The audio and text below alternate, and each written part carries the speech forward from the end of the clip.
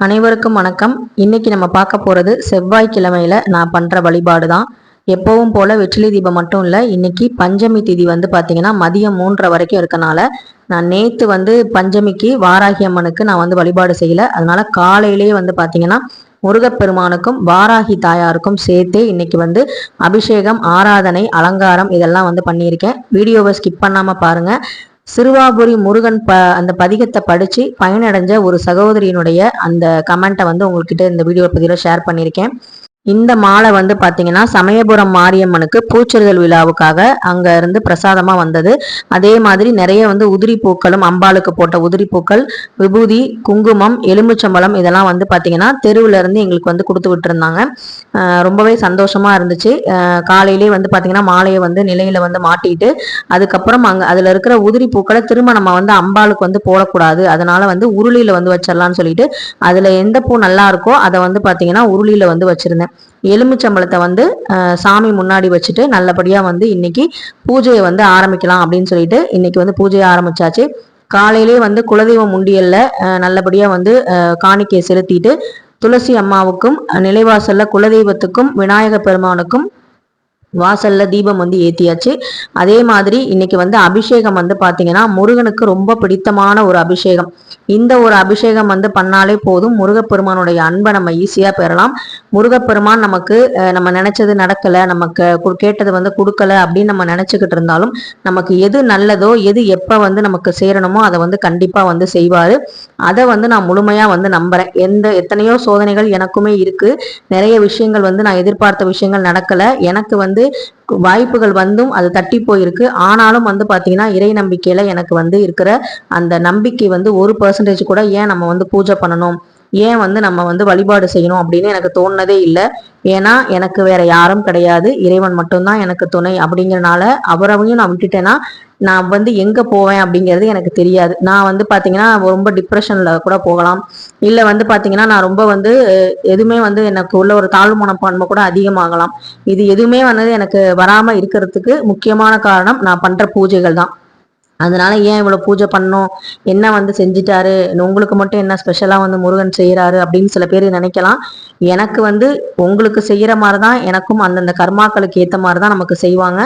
ஆனாலும் பாத்தீங்கன்னா அந்த அன்பு பாத்தீங்கன்னா ஒருத்தவங்க மேல வச்சுட்டோம் அப்படின்னா அவங்க செய்யறாங்களோ செய்யலையோ அவங்க மேல இருக்கிற அன்பு நமக்கு பாத்தீங்கன்னா குறையவே குறையாது. அது ஒரு சிலர்கிட்ட மட்டும்தான் இருக்கும். அந்த மாதிரி ஒரு உறவு நமக்கு கிடைச்சா அது நமக்கு ரொம்ப அதிர்ஷ்டம். அந்த மாதிரி உறவு எனக்கு இருக்காங்க, என்னுடைய கணவர். அதே மாதிரி பாத்தீங்கன்னா என்னுடைய இறைவன். இவங்க 2 பேர்ட்டையும் பாத்தீங்கன்னா நான் எந்த அன்பு வச்சாலுமே அதை நான் பரிபூர்ணமா ஏத்துக்கிட்டு, நான் கோவப்பட்டாலும் திரும்ப என்கிட்ட அன்பை மட்டும் காட்டக்கூடிய ஒரு அற்புதமான ஒரு உறவு அப்படின்னா அது இறைவனும் என்னுடைய கணவர், என்னுடைய அம்மா.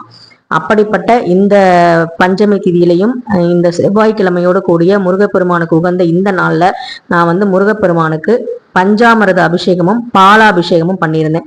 பாலால் அபிஷேகம் செய்தால் பல ஜென்ம பாவங்கள் போகும் அப்படின்னு சொல்லுவாங்க.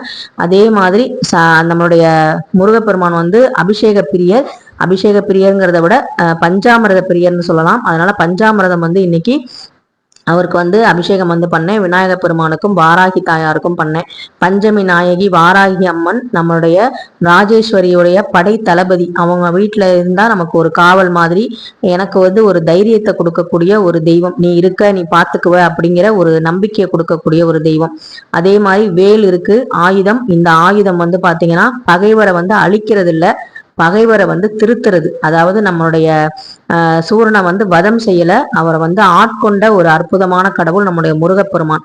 அதனால நமக்கு பகைவர் யாரும் இருக்காங்க, நமக்கு எதிரிகள் தொல்லை இருக்குன்னா வேல் வழிபாடு செய்யுங்க. அந்த வேல் அவங்களுடைய மனசை கண்டிப்பா மாத்தும். அந்த வேலுக்கு அப்படி ஒரு சக்தி இருக்கு. இந்த ஒரு நல்ல நாள்ல இந்த மாதிரி ஒரு அபிஷேகம் பண்ணது எனக்கு ரொம்ப ரொம்ப சந்தோஷமா இருந்தது. சந்தன அபிஷேகம் செய்தால் சகல சௌபாக்கியங்களும் கிடைக்கும் அப்படின்னு சொல்லுவாங்க. இந்த வெயில்ல நமக்கு எப்படி குளிர்ச்சி தேவைப்படுதோ அதே மாதிரி இறைவனுக்கும் தேவைப்படும். அப்படிங்கிறது மட்டும் இல்லாம நம்ம வச்சிருக்கிற சிலைகளுக்கு பாத்தீங்கன்னா உயிர் இருக்கு அப்படின்னு நம்ம நினைக்கும் போது அவங்களுக்கு கண்டிப்பா அபிஷேகம், ஆராதனை, அலங்காரம், நெய்வேத்தியம் இதெல்லாம் நம்ம வைப்போம். பொம்மைக்கெல்லாம் நம்ம வைக்க மாட்டோம். இறைவனுக்கு தான் வைப்போம். இறைவனுடைய சிலைகளுக்கு உயிர் இருக்குன்னு நம்பினா மட்டும்தான் அந்த மாதிரிலாம் செய்ய முடியும். ஸோ உங்க வீட்டில் வேல் இருக்கு, முருகர் சிலை இருக்குன்னா மாதத்துக்கு ஒரு முறையாவது சஷ்டியோ இல்லை வந்து கிருத்திகையோ இல்லை ஒரு செவ்வாய்க்கிழமையோ கண்டிப்பா வந்து நீங்க அபிஷேகம் பண்ணி அலங்காரம் பண்ணி பூஜை பண்ணி பாருங்க. அதுக்கு இருக்கிற சந்தோஷம் வேற எதுலையுமே கிடைக்காது. இந்த நேரத்துல ஏதாவது யூஸ்ஃபுல்லா பண்ணலாம்ல, ஏதாவது ஒரு பிரயோஜனமா ஒரு வேலைக்கு போலாம்ல, ஏதாவது ஒண்ணு பண்ணலாம்ல அப்படின்னு சொன்னா நம்மளுடைய இறைவனுக்கு தெரியும். அதுக்கு ஒரு சின்ன கதையும் வந்து இருக்கு, அதையும் நான் உங்ககிட்ட ஷேர் பண்றேன். அதாவது வந்து பாத்தீங்கன்னா கர்மா அப்படிங்கிற ஒரு விஷயம் வந்து பாத்தீங்கன்னா எல்லோரையும் வந்து அது வந்து ஆட்கொள்ளக்கூடியது. அப்ப வந்து பாத்தீங்கன்னா பார்வதி தேவி, சிவன் பெருமான், அதுக்கப்புறம் வந்து சனீஸ்வர பகவான் 3 பேர் வந்து பேசிக்கிட்டு இருக்காங்க. அப்ப ஒரு முனிவர் வந்து பாத்தீங்கன்னா காட்டுல வந்து போயிட்டு இருக்காரு. ரொம்ப வந்து பாத்தீங்கன்னா ஒரு சந்தோஷமா முருகன் பெயரை சொல்லிட்டு அந்த சிவபெருமான பெயரை சொல்லிட்டு இறைவன் பெயரை நாமங்களை சொல்லிட்டு சந்தோஷமா இருக்காரு. அவர்கிட்ட எந்த ஆசையுமே இல்லை, இறைவன் நாமத்தை சொல்ற சந்தோஷம் மட்டும்தான் இருந்துச்சு. அப்ப வந்து பாத்தீங்கன்னா இவருக்கு வந்து ஒரு அதாவது கண்ணு தெரியாதவங்க, வாய் பேச முடியாதவங்க, காது கேட்காதவங்க 3 பேர் வந்து ரோட்ல வந்து காட்டுல படுத்து கிடக்குறாங்க. இவங்களை பார்த்துட்டு ஐயோ கடவுள் வந்து நமக்கு இந்த விஷயத்த கொடுத்துருக்காரு, நமக்கு நடக்கிறோம் பாக்குறோம், நான் சந்தோஷமா இறைவனுடைய நாமத்தை சொல்றோம், இந்த பாக்கியம் வந்து இவங்களுக்கு கிடைக்கலையே, இவங்க எவ்வளவு கஷ்டப்படுவாங்க அப்படின்னு சொல்லிட்டு ரொம்ப வருத்தப்படுறாரு. அப்ப பார்வதி அன்னையார் வந்து கருணை உள்ளம் கொண்ட தாய் இல்லையா, அவங்க வந்து பாத்தீங்கன்னா இந்த பக்தனுக்கு நம்ம வந்து செல்வ செழிப்போ கொடுக்கணும், ஒண்ணுமே இல்லாதப்ப இவ்வளவு இறக்கப்படுறாரு, செல்வ செழிப்போட கொடுத்தா இன்னும் வந்து நிறைய வந்து நல்லது பண்ணுவாருன்னு சொல்லிட்டு சொல்றாரு. அப்ப சனீஸ்வர பகவான் சொல்றாரு, இல்ல அன்னையே, அவர் வந்து கர்மா வந்து இருக்கனால அவரோட கர்மா வந்து பாத்தீங்கன்னா அவரை வந்து செல்வ செழிப்போடு இப்போதைக்கு இருக்க விடாது, அது வந்து பாத்தீங்கன்னா இப்ப அவருக்கு நடக்காது, நம்மளே போய் கொடுத்தாலும் அவரால் வந்து அதை ஏத்துக்க முடியாதுன்னு சொல்லுவாரு. இல்ல இல்ல லட்சுமி தேவிட்ட நான் பேசி நான் எப்படியாவது நான் வந்து அவருக்கு வந்து நான் அந்த செல்வ செழிப்பை கொடுப்பேன்னு சொல்லி மகாலட்சுமி தாயார்ட்ட சொல்லி அந்த செல்வ செழிப்பை வந்து கொடுக்க சொல்றாங்க. அப்ப வந்து பாத்தீங்கன்னா காட்டுல நடந்து வரும்போது தங்க பொற்காசுகளா வந்து காட்டுல வந்து இருக்கு. அப்ப வந்து பாத்தீங்கன்னா அவர் என்ன நினைக்கிறாருன்னா கண்ணு தெரியாதோட கஷ்டம் நமக்கு எப்படி வந்து தெரியும் அப்படின்னு சொல்லிட்டு கண்ணை மூடிக்கிட்டே நடந்து வராரு. அவர்கிட்ட எதிர்ப்புற இருந்த தங்க பொற்காசுகள் வந்து தெரியல. அதே மாதிரி காது கேட்க அந்த வைரமணிகள் எல்லாமே தொங்க விட்டு சத்தம் வந்து உருவாக்குறாங்க. அப்ப வந்து பாத்தீங்கன்னா அவர் காதை பொத்திக்கிட்டு காது கேட்காதவரா வந்து பாத்தீங்கன்னா வந்து வராரு. அப்பையும் அவர் வந்து வைரமணிகளை எடுக்கல. அதே மாதிரி கால் வந்து ஊனமுற்றவரா வந்து வரணும்னு சொல்லிட்டு அவர் நினைச்சு பாக்குறாரு, அப்படி இல்லைன்னா எப்படி கஷ்டப்படுவாங்கன்னு நினைச்சு பார்த்துட்டு வராரு. அப்ப வந்து மேல வந்து பண குவியலா வந்து தொங்க விட்டுருக்காங்க, பணத்தை வந்து பாத்தீங்கன்னா தோரணம் மாதிரி தொங்க விட்டுருக்காங்க. அப்பையும் வந்து பாத்தீங்கன்னா அவர் கீழே தரையில வந்து தவழ்ந்து வந்தனால அந்த பணத்தையும் அவரால் வந்து எடுக்க முடியல. இப்படிதான் நமக்கும் வந்து பாத்தீங்கன்னா இறைவன் வந்து பாத்தீங்கன்னா என்னதான் நமக்கு வந்து வழி காட்டினாலும் சின்ன சின்ன தடைகள், அந்த கர்மான்னு சொல்லக்கூடிய அந்த விஷயம் வந்து நமக்கு வந்து பாத்தீங்கன்னா அதை வந்து அனுபவிக்க விடாது. நமக்கு தடைகளை வந்து தகர்த்தணும் அப்படின்னா நவகிரகங்களுடைய அந்த ஆசீர்வாதம் கண்டிப்பா இருக்கணும், இறைவனுடைய அருள் வந்து பரிபூர்ணமா இருக்கணும், அந்த கர்மாக்கள் குறையணும். அதுக்காக தான் நம்ம வந்து பாத்தீங்கன்னா மனித பிறவின்னு ஒண்ணு எடுத்திருக்கோம். நம்ம பண்ண நல்ல வினைகளுக்கும் சரி கெட்ட வினைகளுக்கும் சரி. ஒருத்தங்க வந்து பாத்தீங்கன்னா ரொம்ப பிறந்ததுல இருந்தே கோடீஸ்வரனா இருக்காங்க, நல்லா வந்து லட்சாதிபதியா எல்லாத்தையும் அனுபவிக்கிறாங்க, நம்மளால அந்த மாதிரி இருக்க முடியலையே அப்படின்னா அவங்க முன்வினையில செஞ்ச நல்ல வினைனால அவங்க இப்போ வந்து நல்லா சந்தோஷமா இருக்கலாம். அதே மாதிரி ஒருத்தங்க வந்து ரொம்ப வந்து எது பண்ணாலும் வந்து முட்டுக்கட்டையா இருக்கு, எதுவுமே வந்து நடக்கல அப்படிங்கும் போது அவங்களுடைய தீவினைகள் கர்மாக்கள் இன்னும் வந்து குறையல. அதுக்காக வந்து நம்ம சில விஷயங்கள் வந்து பண்ணணும். அதுக்காக நான் பண்ற விஷயங்கள் தான் பூஜைகள். எனக்கு வந்து பெரிய ஆசைகள் வந்து பெருசா கிடையாது, இது வேணும் அது வேணும்னு சொல்லிட்டு நான் வந்து எதுவும் கேட்டு நான் வேண்டல.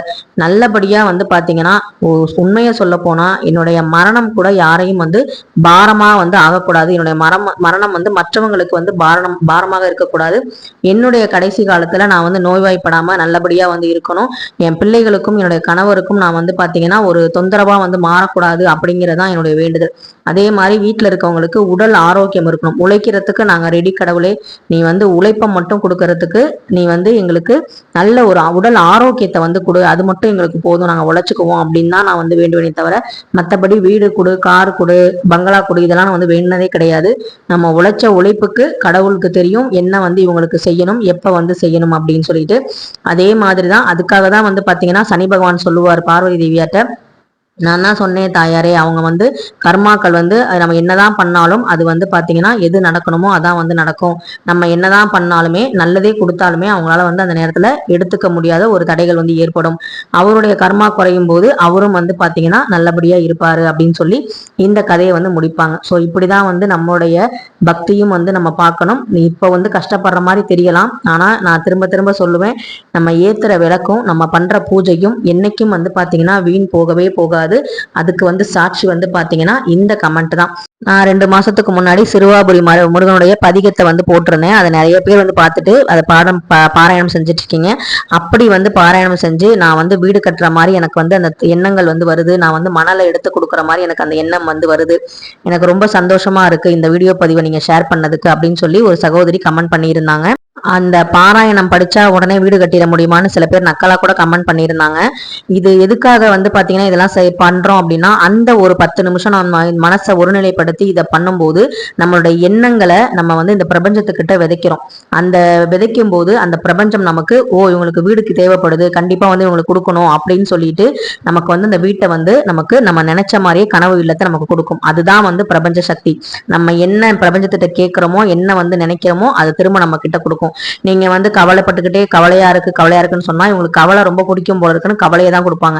இல்ல நான் சந்தோஷமா இருக்கேன், நான் மகிழ்ச்சியா இருப்பேன், எனக்கு எந்த குறையும் வராது நீங்க சொல்லி பாருங்க. சத்தியமா நமக்கு எந்த குறையுமே வராது. நம்ம ரொம்ப நல்லா இருப்போம். முருகனர்களோட வாராகி அம்மனர்களோட இந்த வீடியோ பதிவை இன்னைக்கு உங்ககிட்ட ஷேர் பண்ணதுல ரொம்ப ரொம்ப சந்தோஷம்.